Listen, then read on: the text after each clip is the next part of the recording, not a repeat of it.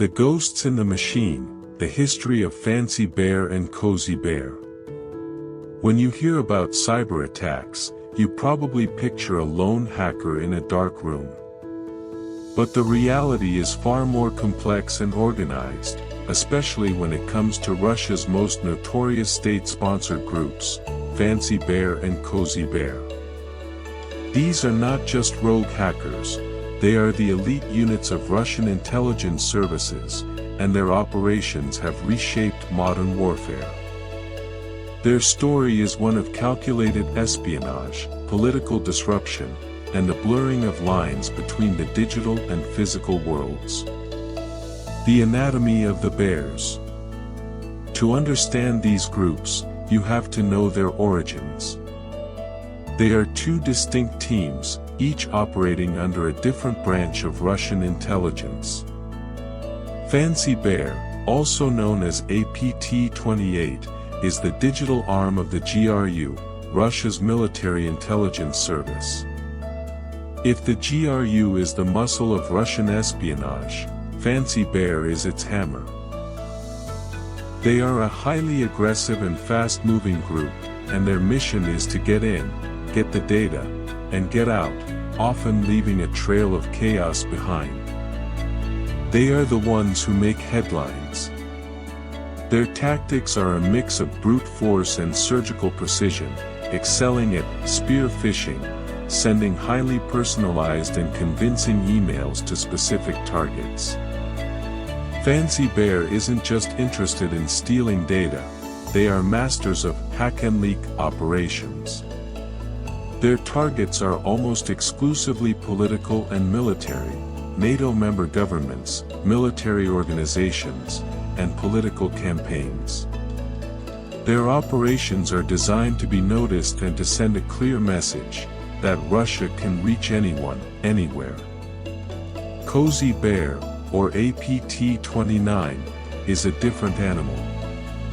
This group is linked to the FSB, Russia's internal and foreign intelligence service. While Fancy Bear is loud and disruptive, Cozy Bear is the ultimate ghost. They are patient, methodical, and incredibly stealthy.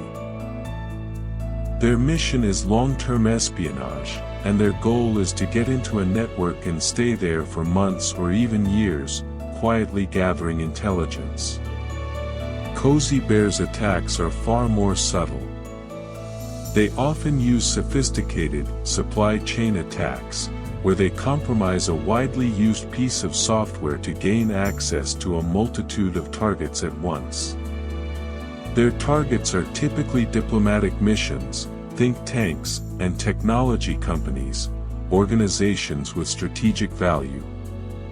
They are interested in state secrets, technological blueprints, and political intelligence.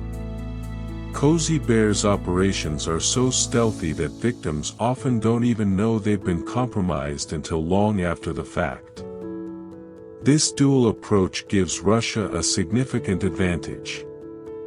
They can conduct long-term espionage through Cozy Bear, gathering secrets and building a comprehensive picture of their adversaries. Then, when the time is right, they can use Fancy Bear to launch a high-impact, disruptive attack to achieve a specific political goal, whether it's influencing an election or punishing a country. The DNC hack, a case study in hybrid warfare.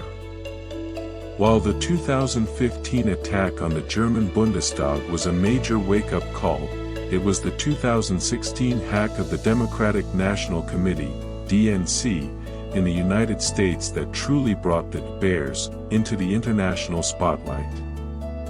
This wasn't just a cyber attack, it was a masterclass in hybrid warfare, a perfect fusion of digital espionage and information warfare designed to influence public opinion and sow discord. The operation was a textbook example of how Fancy Bear and Cozy Bear work in concert, each playing a different but crucial role.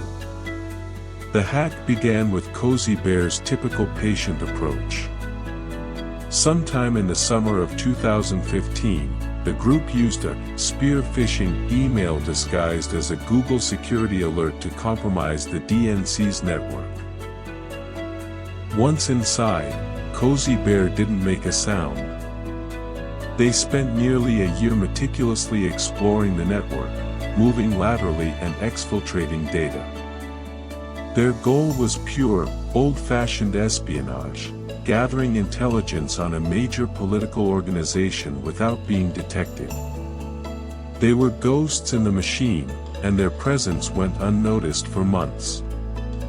Then, in the spring of 2016, Fancy Bear launched its own, more aggressive campaign. They also used spear phishing emails, but their targets were more specific. They went after key individuals within the DNC and the campaign of Hillary Clinton. One of their most high-profile victims was John Podesta, Clinton's campaign chairman. A fake email prompt for a password change led Podesta to click a malicious link, a simple act that gave Fancy Bear access to over 60,000 of his personal emails. But unlike Cozy Bear, Fancy Bear wasn't interested in staying hidden. Their goal was to use the stolen information as a weapon. They chose to leak the stolen emails through a front organization, which then funneled them to WikiLeaks. The carefully timed release of embarrassing and politically damaging internal communications caused an immense public stir, dominating news cycles for weeks and adding fuel to an already volatile political environment. The goal was not just to steal information but to weaponize it to influence a presidential election. The DNC hack demonstrated the full potential of this two-sided operation. Cozy Bear did the quiet work of infiltration and intelligence gathering, while Fancy Bear executed the public, disruptive phase. This single event showed the world that these groups were not just hackers, they were tools of a state, using the digital domain to achieve geopolitical goals. A global trail of destruction and disruption.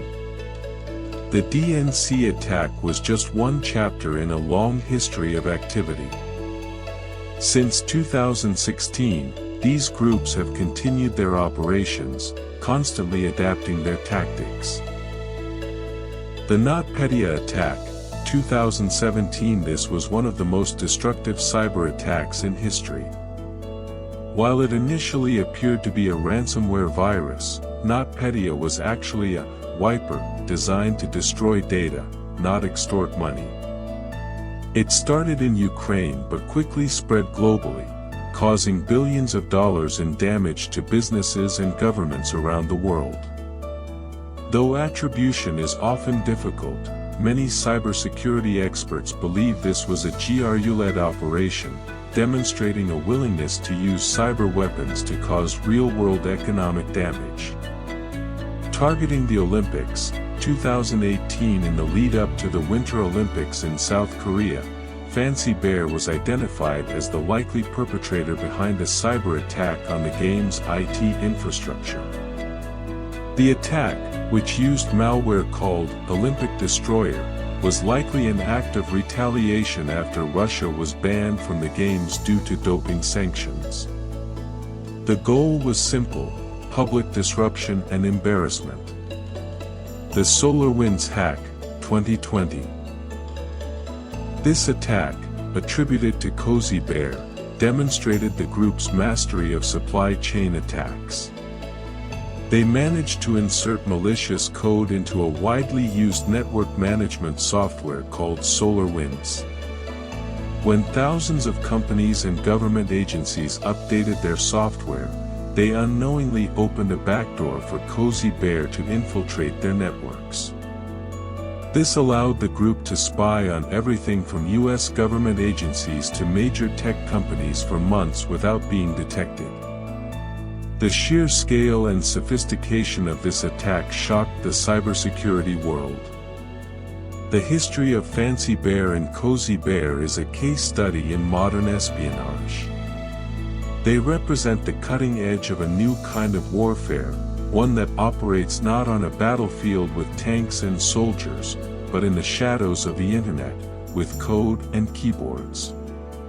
They are a constant reminder that the lines between traditional warfare and cyber warfare are becoming increasingly blurred.